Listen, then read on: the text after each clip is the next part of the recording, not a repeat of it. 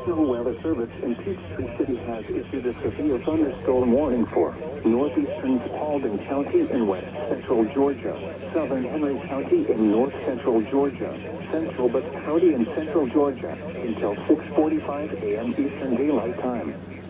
At 6:05 a.m. Eastern Daylight Time, a severe thunderstorm was located over Experiment, or near Griffin, moving east at 40 miles per hour.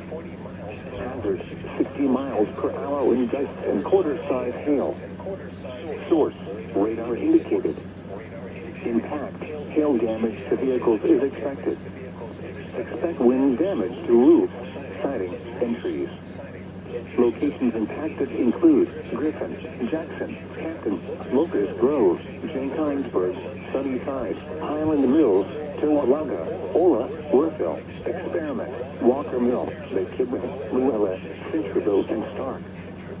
For your protection, move to an interior room on the lowest floor of a building.